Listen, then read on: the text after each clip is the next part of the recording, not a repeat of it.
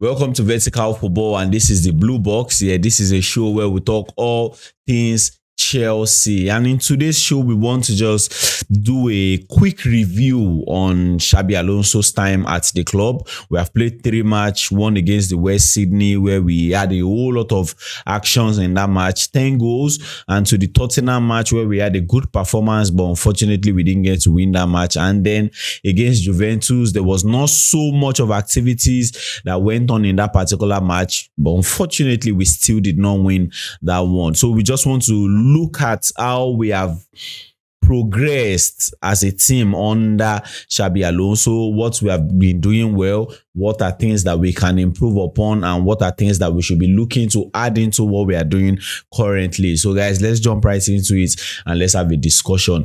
I think the first thing that we should look at is the footballing philosophy.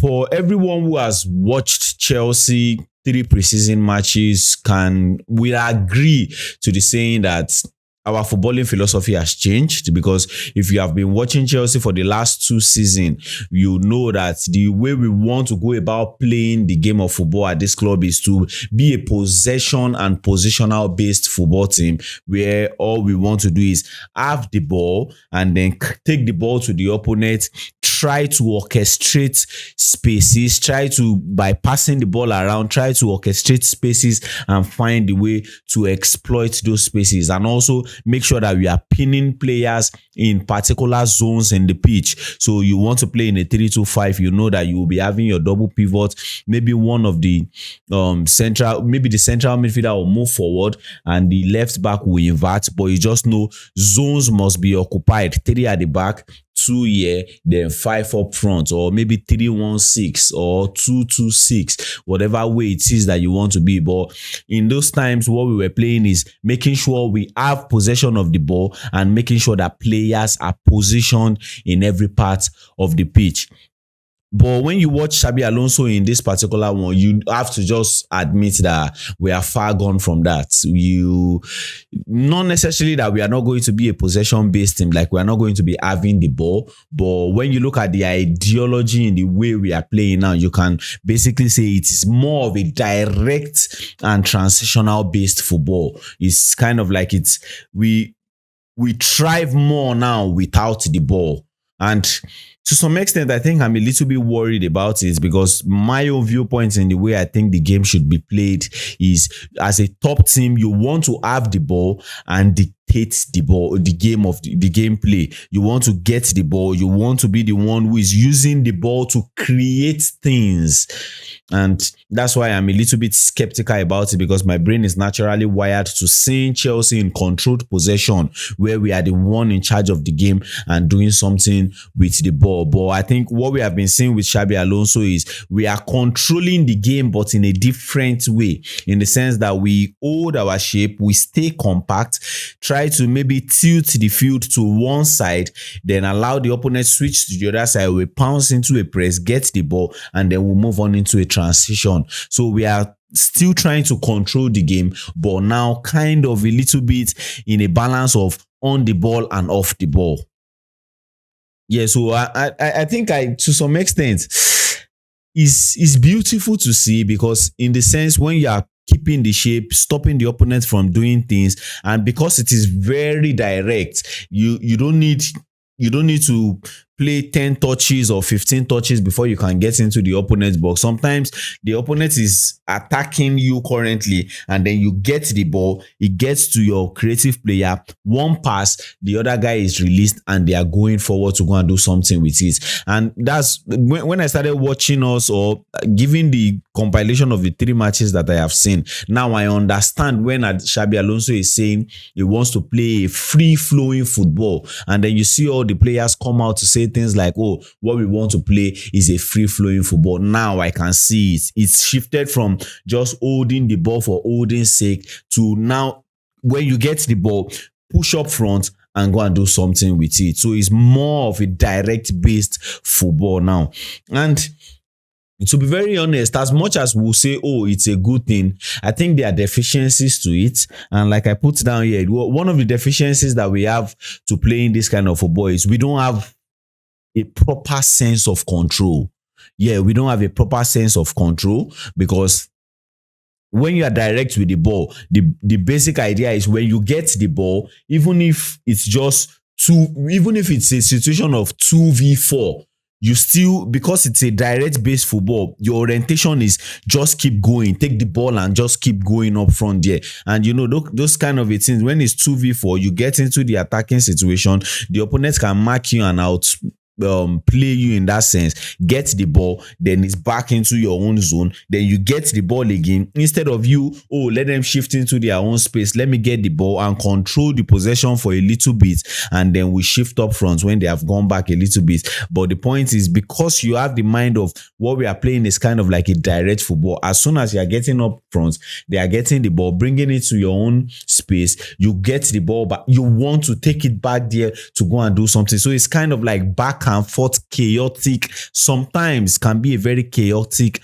kind of football. So you will not get this proper sense of control. And I think Chelsea fans will, for those who watch the game from the tactical point of view, I think they will struggle a little bit with it. But as time goes on, we will kind of like understand and want to adapt into it, because is obvious that that's the new style of play that we are going to be seeing at the club. And another one is, we can, when your mind is geared towards wanting to play direct base, and it's somehow related to the first point that I make, which is you get up front, when you're defending, you get the ball, and then your mindset is, let's move up front. Then you are going to be having players running straight up as soon as you get the ball. So when you get the ball and move up front, if you lose the ball up there, because you have committed players up front, because you want to be very direct, there is a high chance that when you lose the ball,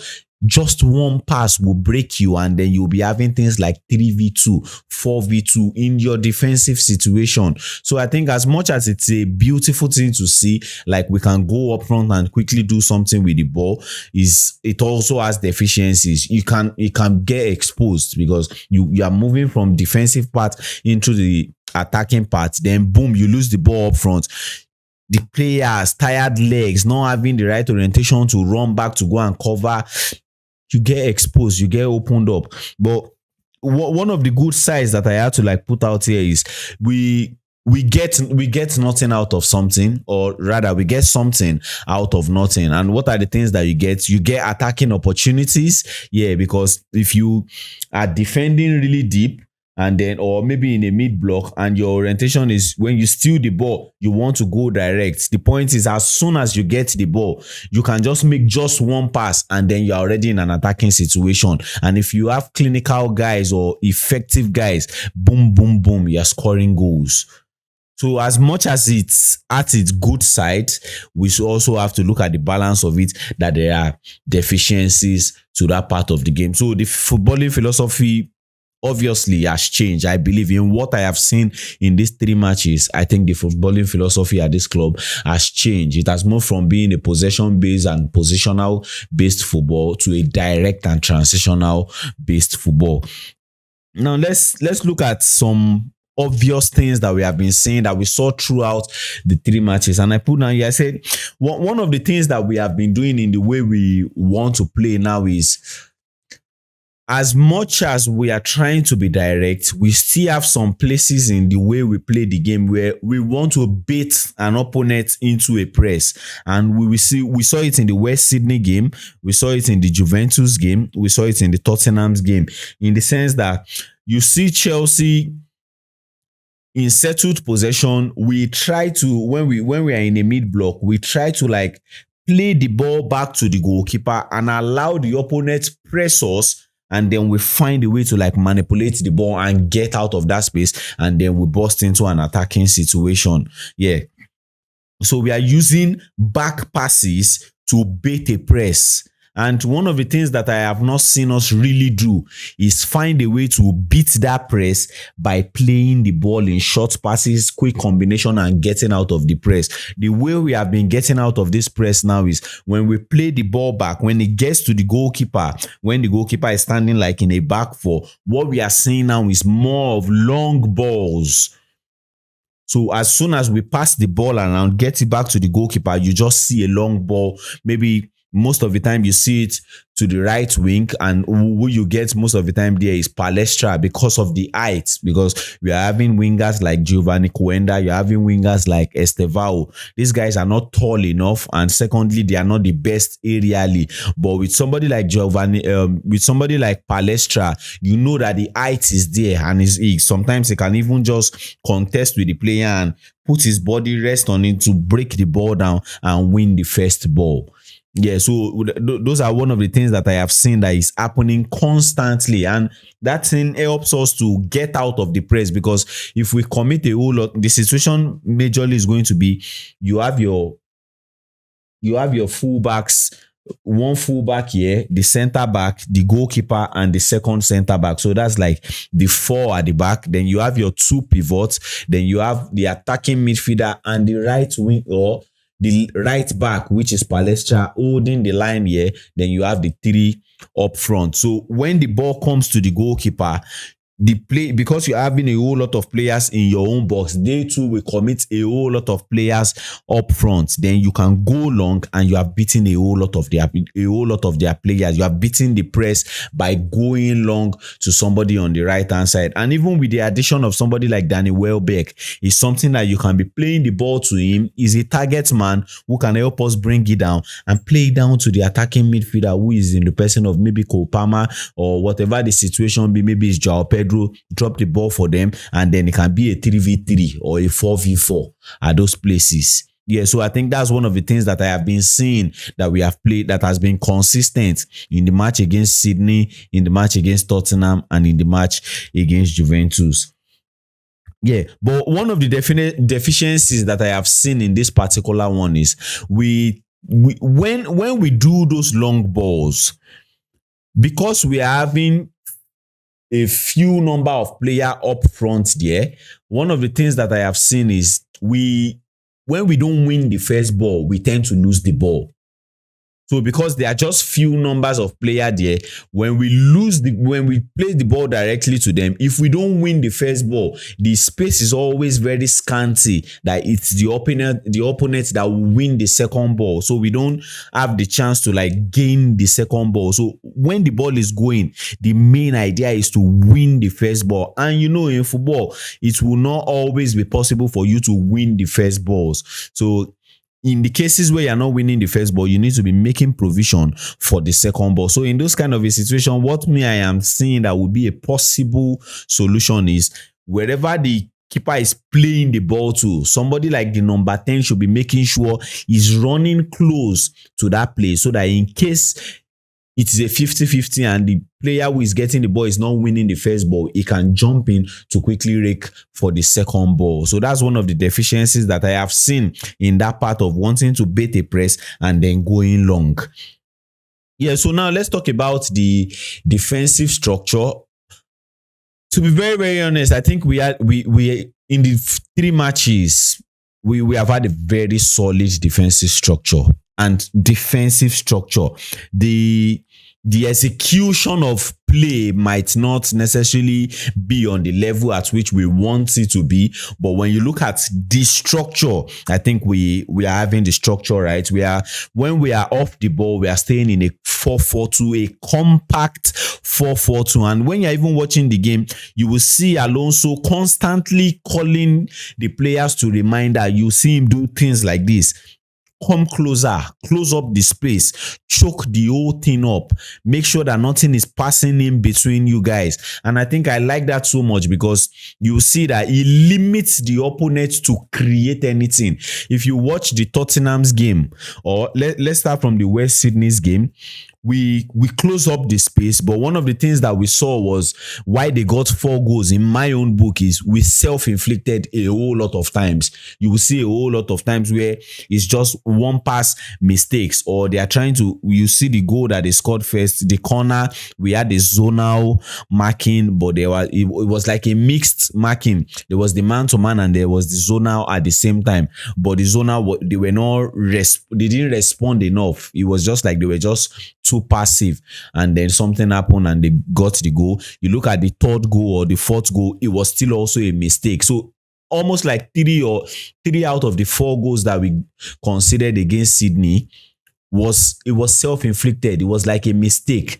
But when you look at the structure in the way we are defending, I think the structure is there. You can see what we want to do. We want to close up all the space and make sure nothing is going on. And then we will not necessarily press aggressively. We hold up the space. We are moving in units. Then when you come into our own half, then we jump into a press. Or you play the ball into a zone where you're not supposed to play it to, then we jump into a press.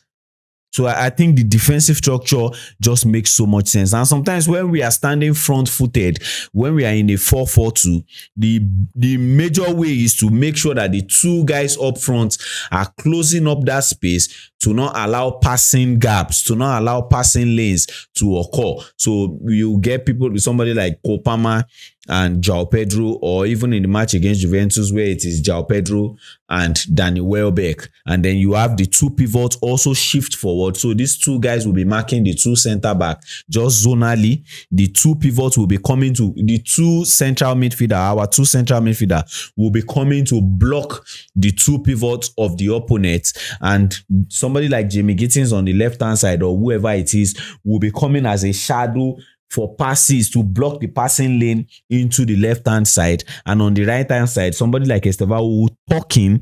So they will not have any option in the places that we have marked. The only option will be, if the ball is being played on the left-hand side, the only option will be the fullback on the right-hand side. So when they switch the ball, we will do the same thing. Everybody shifting to this side. So the only free man will be on the left-hand side. So it's basic. I like the way we are structuring the whole thing. And you see a whole lot of jumping, you see a whole lot of chasing after, you see a whole lot of movement here and there, but making sure that, and one of the things that I have seen that really made sense to me is we are kind of like letting go of the man marking thing. So if a player likes, when you see the match against Tottenham, for example, you see somebody like Bergvall and Tonali switching around, but you see Romeo Lavia and Dario Esugo not following them. They are just holding their space. So as much as you guys like, just keep switching around. I'm here holding this zone. Nothing is going to be happening. You come back here, you will still meet me here. So I think I like what I saw in the defensive structure of the game. Now let's go into the pressing. I think we press really aggressive. Yeah, we press very, very aggressive. And like I have said earlier, the pressing is passive. We stay in a compact 4-4-2. But when you get into some particular zone, and one of the zones I have seen is when the ball is being played centrally, you start seeing jumpers.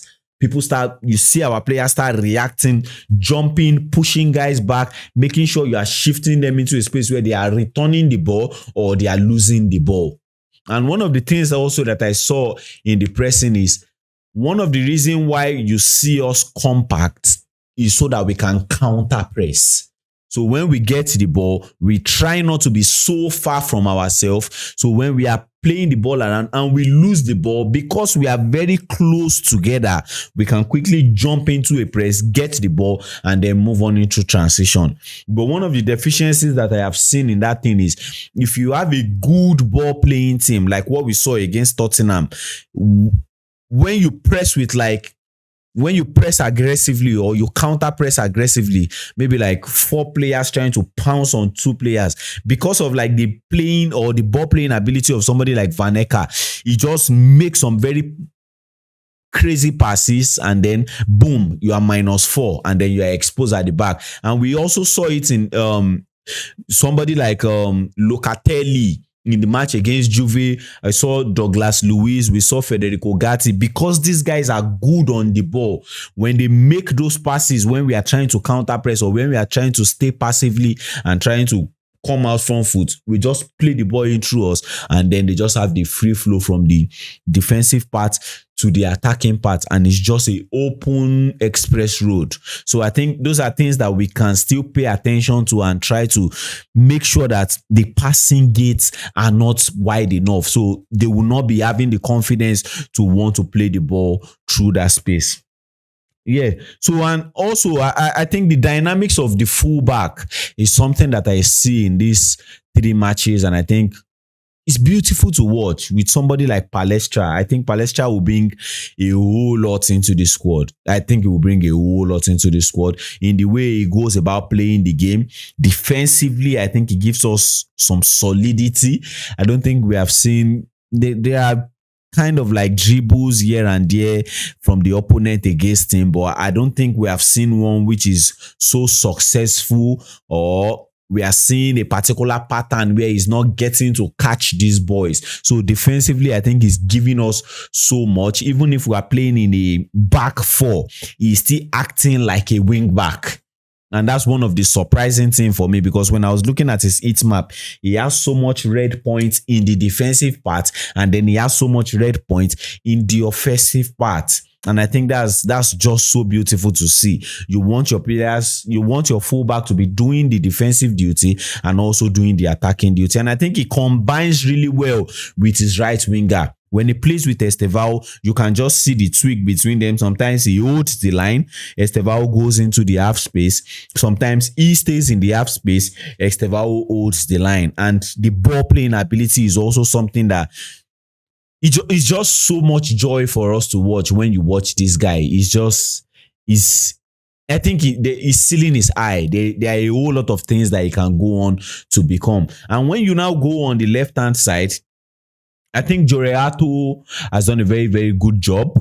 One of the things that I see in the limitations for the way he has been, when you look at it defensively, I think his speed is still there. I think his 1v1 ability in his marking is still there. But his attacking sense of the game has reduced, because now he's playing with a wide winger in the person of Jamie Gittins. And Jamie Gittins, you know, is a player who wants to play from the touchline. So you are not going to be getting an overlapping run, and you will not be getting an underlapping run, because when he's playing from the touchline, he also wants to come into that space, so you don't want any clashing. So what you see in Jorato is a player who he pushes forward, but he makes sure he's standing as a shield for Jorato instead of going ahead of him. Because you know, if he goes ahead of Jorato, if he goes ahead of Jamie Gittins and Jamie Gittins loses the ball, Jamie Gittins is not naturally wired to come and do the defensive duty. So we are going to be very much exposed. So on his own side,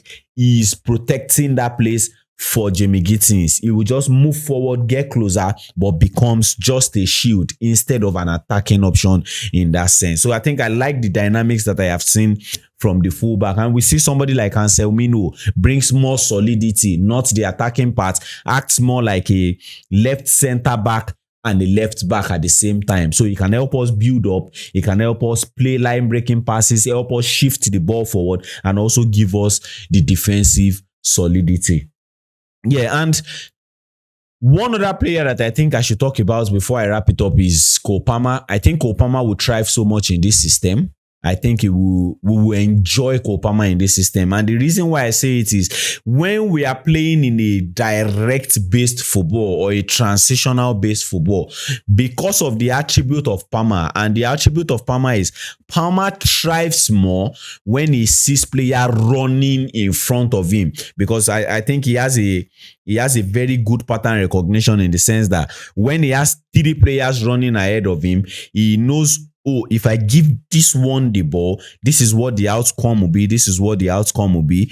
Let me give this one. It's because to a normal person, you'll be thinking this is the best option because this is the open ground. But because of the way he's wired, if he has plenty option, you'll be surprised at the one he will pick. So, and when he's picking that one, you know, he's giving a very slick and smooth pass, perfectly weighted pass, and then it's just up to the runners to get something to do with it. And we saw it in the West Sydney game, where he got the ball. Pstra was already making the move, but because he's Palmer, he just waited a little bit, and then the centre back tried to want to hold Pstra on, and then he just played the ball perfectly into João Pedro, and João Pedro finished it it perfectly well. So I think for Kopama, I think this is a system that will work really well for him, given the fact that you will be getting the ball in the central place as a number 10, and then you'll be seeing a right winger run ahead because it's a direct and transitional based football. We are just defending, then the creative guy gets the ball,